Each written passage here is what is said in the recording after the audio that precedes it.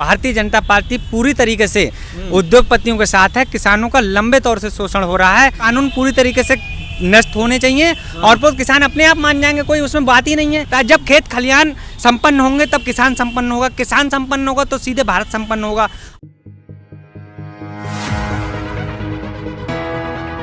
दोस्तों नमस्कार, आप देख रहे हैं द फाइंडर। मैं संतोष शाह। साथियों, जैसा कि आप जानते हैं कि पिछले 4 हफ्ते से किसान दिल्ली में डटा हुआ है। किसानों की मांगे हैं कि सरकार ने जो 3 अध्यादेश कोरोना के समय में बनाए थे, उन अध्यादेशों को वापस लिया जाए। किसान कह रहे हैं कि इन अध्यादेशों से किसान बर्बाद हो जाएगा। तो साथियों, सरकार भी इस पर पीछे हटने को तैयार नहीं है, किसान भी पीछे हटने को तैयार नहीं है। सरकार के और किसानों के बीच में 6 दौर की वार्ता हो चुकी है और सरकार किसानों को पीछे हटाने की कोशिश कर रही है, किसानों को समझाने की कोशिश कर रही है। लेकिन जो किसानों की प्रमुख मांगे हैं कि तीनों अध्यादेश वापस करे जाएं, वो सरकार मानने को तैयार नहीं है। इसी मुद्दे पर बात करने के लिए आज हमारे साथ अरविंद पटेल जी हैं, जो कि खुद एक किसान हैं, सहकारी समिति, किसान सहकारी समिति के अध्यक्ष भी हैं और लंबे समय से खेती कर रहे हैं। आज हम उनसे बातें करेंगे कि किसान की क्या क्या समस्याएं हैं और वो इस पर क्या कहना चाहते हैं। तो अरविंद जी, आपका बहुत बहुत स्वागत है। सबसे पहले तो दर्शकों और आपके लिए बहुत बहुत धन्यवाद। पहला मेरा सवाल है कि सरकार से किसानों की 6 दौर में वार्ता हो चुकी है। कल वार्ता हुई, कल अमित शाह जी से वार्ता हुई। तो अब आपको क्या लगता है, सरकार क्यों नहीं मानना चाहती किसानों की, और क्या कहाँ आपको दिक्कत लग रही है? सरकार क्या मानना चाहिए? जो पूरी तरीके से जो कानून बने हैं वो पूरी तरीके से किसान के दैट वारंट पे सिग्नेचर करने के समान है। भारतीय जनता पार्टी पूरी तरीके से उद्योगपतियों के साथ है। किसानों का लंबे तौर से शोषण हो रहा है। तो वो कानून पूरी तरीके से मानने की बात ही क्या है? उसमें कानून पूरी तरीके से नष्ट होने चाहिए और फिर किसान अपने आप मान जाएंगे, कोई उसमें बात ही नहीं है। पूरी तरीके से जो किसान हैं वो तीन रूप हैं, वो तीनों रूप किसानों के हित में नहीं है। उससे लंबे दौर पर किसान का बहुत बड़ा शोषण है और सीधे सीधे बिचौलियों को और सीधे सीधे उद्योगपतियों को फायदा है। उसमें किसान का कहीं से कहीं तक कोई फायदा नहीं है। तो किसान क्यों माने?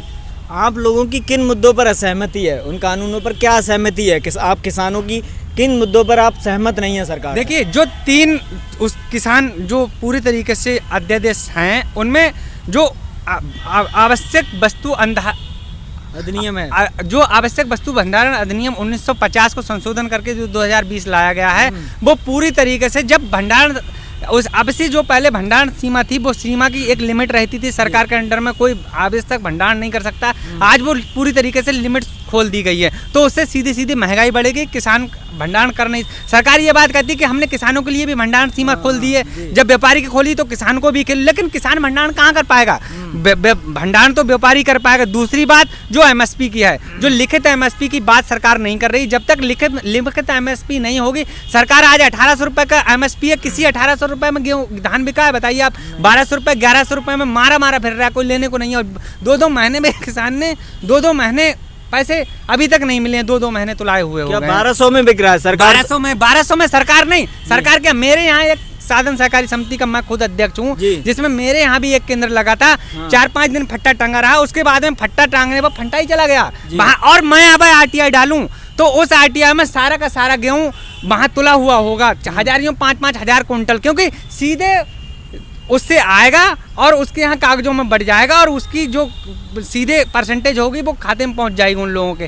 किसान का गेहूँ तुलता भी नहीं है और उसका जब किसान का कहीं गेहूँ नहीं चुरा, लेकिन इसके बाद वो लक्ष्य पूरे हो जाते हैं। किस लिए होते हैं? दूसरी बात, जो तीसरा जो है भंडारण अधिनियम हो गया, हमारी एमएसपी हो गई। तीसरा जो नियम है कि जो सुरक्षा समझौता है, जो समझौता जो किया गया, जैसे मान लीजिए कॉन्ट्रैक्ट फार्मिंग की बात सरकार कर रही है कि कोई कंपनी आएगी कॉन्ट्रैक्ट फार्मिंग करेगी। अब कॉन्ट्रैक्ट फार्मिंग हुआ आपका 10 रुपए का, मान लीजिए आलू कोई सरकार लेगी, चिप्स की लेगी, या फिर सरसों बीएल एग्रो हमारी सरसों खरीदेगी। उसने आगे कह दिया कि सही ठीक है सरकार, ये आपका 3000 रुपये में सरसों खरीदा जाएगा। अब मेरी सरसों उसकी इच्छा ना हो, मार्केट का उस समय रेट उस समझे कि वो नहीं लेगा, मैं तो 2000 रुपये में लूँगा। और वो कहते ऐसा है, अरविंद जी आपकी जो सरसों है उसका रेट जो कलर है वो ठीक नहीं है, ये कलर बहुत हल्का है, मैं तो नहीं खरीदूंगा।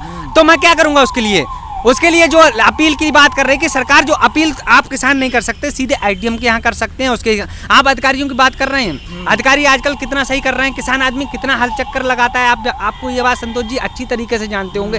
मैं ग्रामीण क्षेत्र का रहने वाला हूँ, गाँव से बक्सर रहता है। सरकार को ये बात अच्छी तरह नहीं पता है कि जब हिंदुस्तान का विकास, भारत का विकास सीधे खेत और खलिहानों से होकर गुजरता है। जब खेत खलिहान संपन्न होंगे तब किसान संपन्न होगा, किसान संपन्न होगा तो सीधे भारत संपन्न होगा।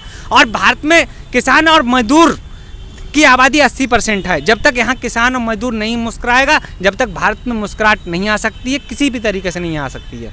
जी, जैसा कि आपने बताया, आपने पूरी डिटेल से बताया कि क्या क्या दिक्कतें हैं, लेकिन जो भारत का टीवी मीडिया है, जो बड़े बड़े चैनल है, वो तो कह रहे हैं कि किसान नहीं, आप लोग आतंकवादी हो, और वो कह रहे हैं कि आप लोग अच्छे अच्छे कपड़े पहने हो, भैया आप किसान कैसे हो सकते हो। तो इस पर आप क्या कहना चाहेंगे? आज की जो मीडिया, देखिए मीडिया की अगर मैं बात करूं संतोष जी, इतने समय से आप पत्रकारिता कर रहे हैं जी।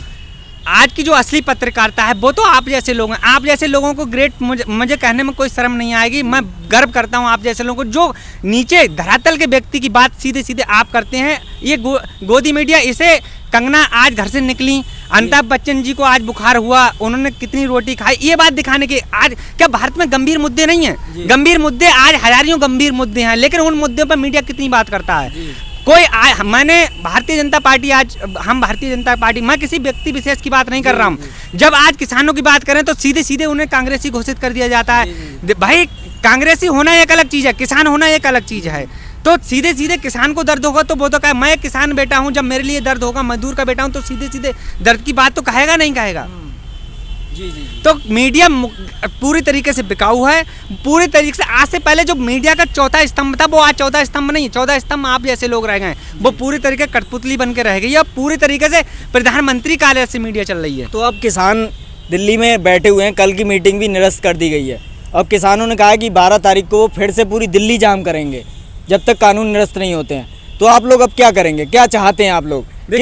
किन चीज़ों पर आप पीछे हटने को तैयार हैं? कोई पीछे हटने वाली बात नहीं है। जो सरकार जो अध्यादेश लेके आई है पूरी तरीके से किसान के दैट वारंट पे सिग्नेचर हैं, उसके लिए किसान कतई मंजूर नहीं है।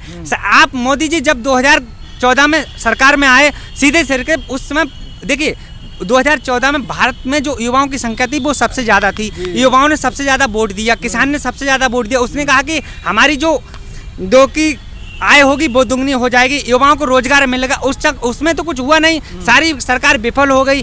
और पूरी तरीके से अडानी और अंबानी के लिए सरकार काम कर रही है, पूरी तरीके से पूंजीपतियों को काम कर रही है।